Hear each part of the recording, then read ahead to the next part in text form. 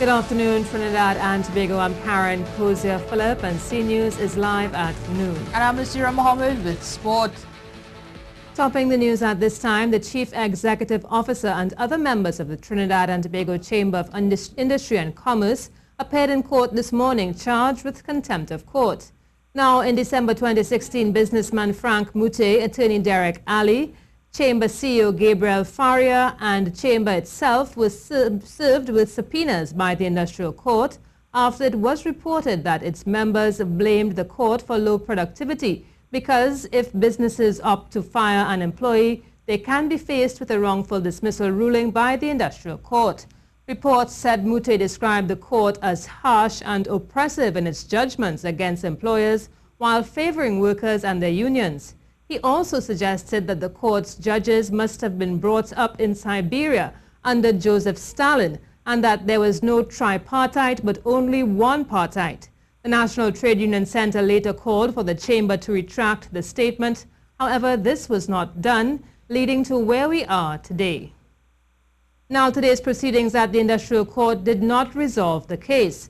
It was delayed due to an application by the Joint Trade Union Movement for it to join the case. Their attorney Douglas Menz appeared and said the union's purpose was to assist the court in making their judgment, to give another voice from an interested party which could help with the final judgment. Ansel Roje said that while he had several opinions on today's matter, it is now for the court to decide. The lawyers appearing for the chamber argued against JTAM joining the matter due to their late application and the serious nature of the offense, which carries a jail sentence if the defendants are found guilty. Justice Deborah Thomas Felix adjourned the matter till after Carnival, when a directions hearing will be convened to point the way forward for the case. We have made an application to join as an interested party, and that whether or not we are allowed to do that, that is being determined. And so it is a matter that is before the court, and at this point we would not want to make any further comment. To other news now, the Trinidad and Tobago Unified Teachers Association tutor says several of its teachers at the St. Madeleine Government School are working fair and are being disrespected by officials from the Ministry of Education. At a press conference this morning, the group's president, Lindsley Dudai, also addressed the issue of a student being robbed on her way to school. Dion Batiste was there and gives us more details. Topping the list of issues addressed at today's press conference was what Tutor President Lindsley Dudai described as an ongoing situation at the St. Madeleine Government Primary School. Mr. Dudai says for at least 5 years, teachers and students at the school have been operating in fear, afraid of victimization at the hands of a top school official. Mr. Dudai says countless reports have been made to the Ministry of Education, but so far nothing has been done. Among the complaints against this school official is the misappropriation of funds. Mr. Dudai says that this sub-school official has also been accused of bullying and threatening, abusing teachers and students at the school. So they have all been operating in a state of fear.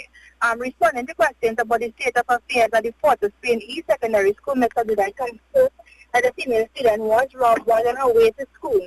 The girl was said to have taken an alternate route when she was accosted by a group of men who ordered her to hand over her personal effects. Mr. Dudai says also that discussions will be carried out to discuss the possibility of increased security in and around the school. Earlier this week, we have reported the expected demolition of the San Fernando Secondary Adventist Primary School. If you would recall that it's the same school where an intruder is said to have made inappropriate advances to female students in a washroom at the school.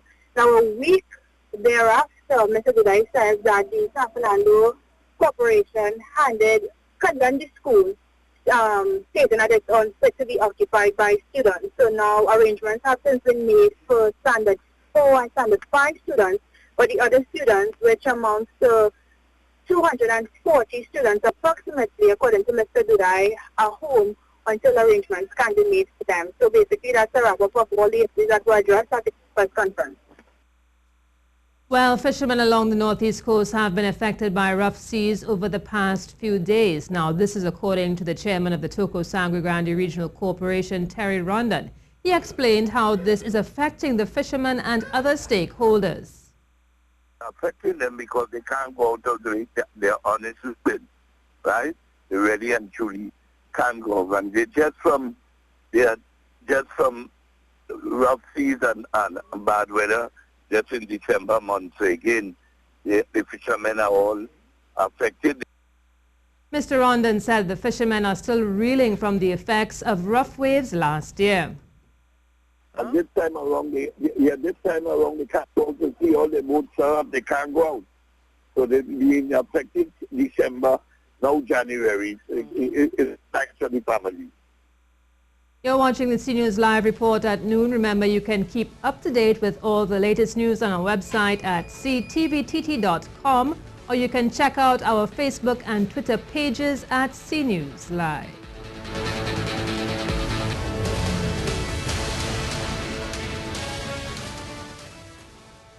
In some crime news now, 2 men have been hospitalized following a shooting incident at an HDC apartment complex at Lawrence Street in San Fernando.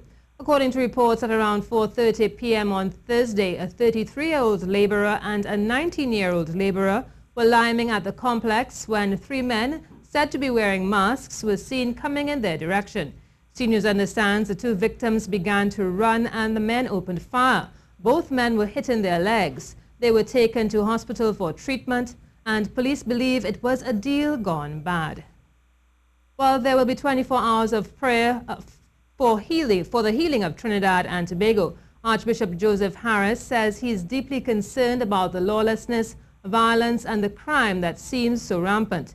The day of prayer will take place at the Cathedral of the Immaculate Conception on March 3rd from 5 p.m.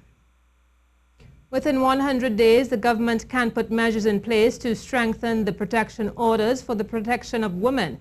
So says Amilcar Sanatan, research assistant at the Institute of General and Development Studies. He said when a court intervenes, men feel as though they have taken their property, which is the woman. Hence, they may become more violent.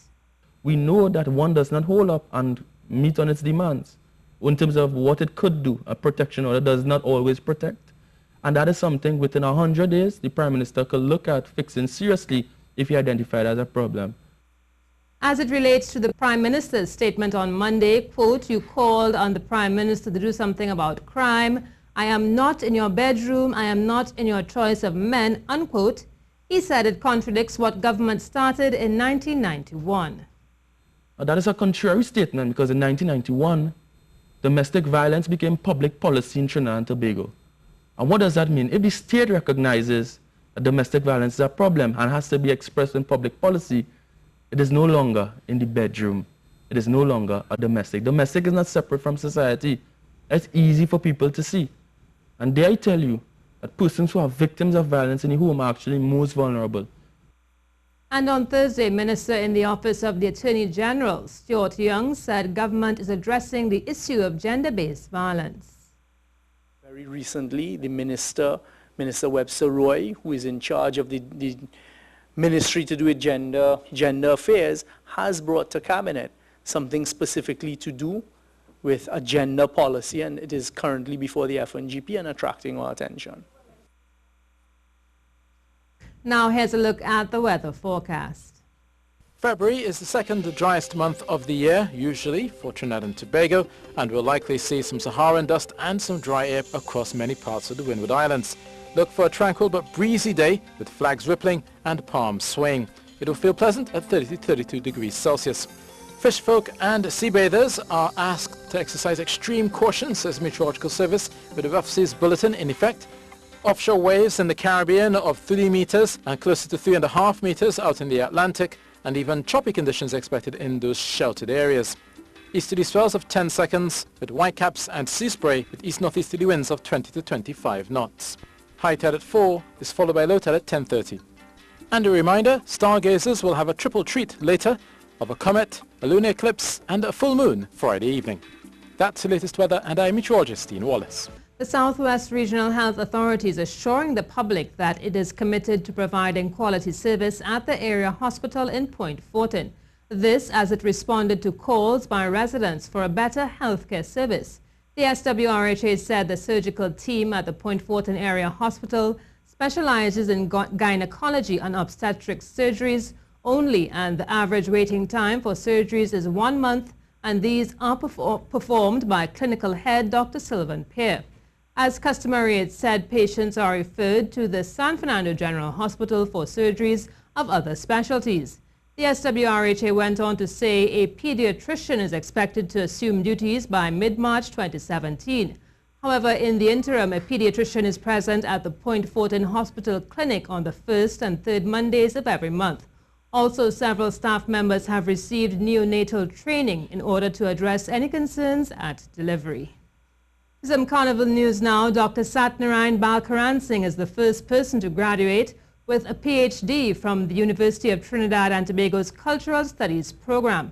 Dr. Balkaransing's doctoral thesis, The Shaping of a Culture, looks at the East Indian traditions still very present in modern Trinidad. Soyini Gray recently attended his book launch. We have 16 varieties of wine. Dr. Balkaransing's new book is looking at the Indian retentions in Trinidad culture. That means he's interested in seeing how India has influenced and guided our customs and festivals, including Carnival. So as part of his research, he traveled to the subcontinent, focusing on the parts of the country where most of our ancestors came from. Dr. Balkaransing's work is focused on looking at performative traditions. In that vein, he considers Goa, which he describes as being very similar to Trinidad. So Goa has a carnival of over 400 years. 4 days of mass on the streets. There's a chapter on our carnival and its comparator, Goa. What was interesting, a fellow Trinidadian went with me. He says as he landed, he heard calypso. The irony being that they had no clue as to its origins. Our mass is also ritualistic violence, going from agony to ecstasy. Jab, jab. Where in the world do you beat each other to a frazzle? In our mass. And it is called by earlier anthropologists Indian mass, East Indian mass. Jab, jab. Dr. Balkaransing is also a dancer. He choreographed the welcoming dances for his lecture. As a researcher, he identified 16 new ways to wine to chutney music. In comparing Trinidad's traditions with India, Dr. Balkaransing makes an interesting link about the possible origins to the Bacchanalia of Carnival. While this is widely assumed to be because of its status as a pre-Lenten festival, the last big party before this solemnity of 40 days of fasting, carnivals in India, like Trinidad, reflect an amazing level of chaos.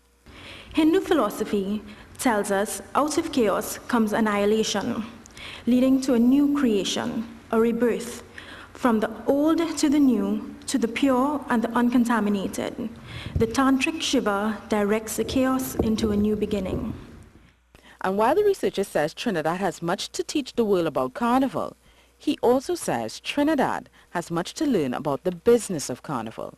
In 2012, Goa had 4 million tourists.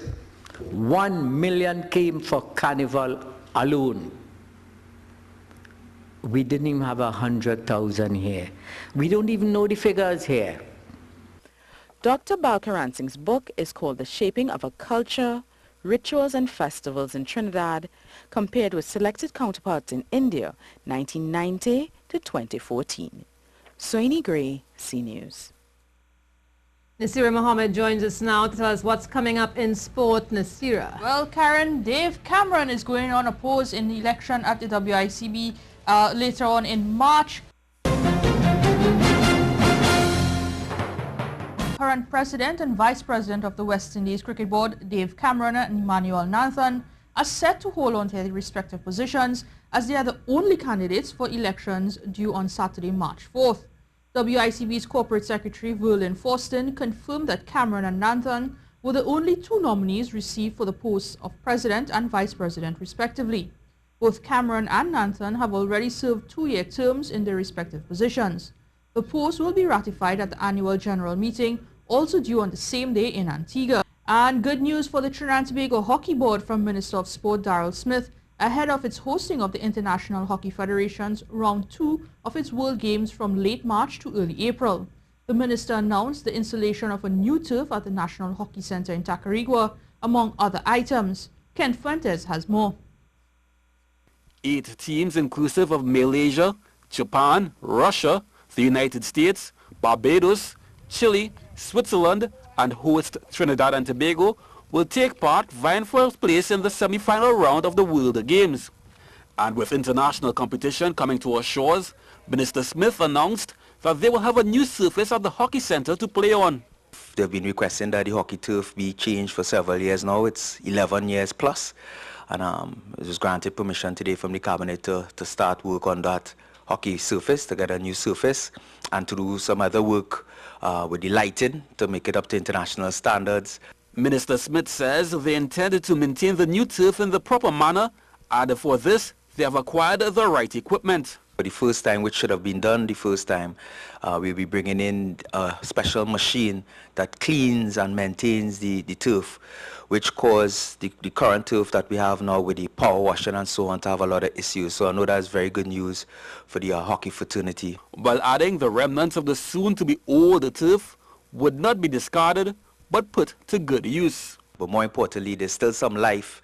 And as you know, when you're in some fiscal strain times, you tend to count all the pennies. We were able to work with them and the manufacturers and with the Petrotrain Sports Club to actually relocate the current turf, which has 2 or 3 more years in it, to be utilized at Petrotrain. So we're going to have 2 AstroTurf fields now for hockey, where we utilize the old one for another 3 years until we could replace that one as well. Kent Fuentes, C Sports. From the turf onto the pool now, and with little or no time to rest after their 35-1 mauling by Canada on Tuesday, Team Trinidad and Tobago was back in action in the Ioana Water Polo Cup at the Aquatic Center in Couva. After such a heavy beating, most teams can be forgiven for throwing in the towel the next time out. Where they managed only 1 goal on Tuesday night, the home team scored 5 thanks to a brace each from Chris Thomas and Daniel Alvarez, and another item from Leon Daniel. After TNT leveled at 1-1, the Brazilians took command and scored the next 5 goals and led 13-4 at the interval. From there, TNT wilted and the Brazilians surged ahead further, counting a stunning final goal of 29-5 as TNT slipped to 0-2 in terms of winnings. In the other encounter, Canada, who thrashed TNT on opening night, was up against it when Argentina came calling. They battled hard, but in the end, Canada came up just short 8-9 in a close encounter. Nicholas Constantine Bakari led the way for Canada with 3 goals, while Scott Robinson added a couple.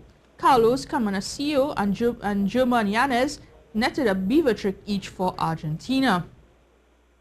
And that was it for sports for today.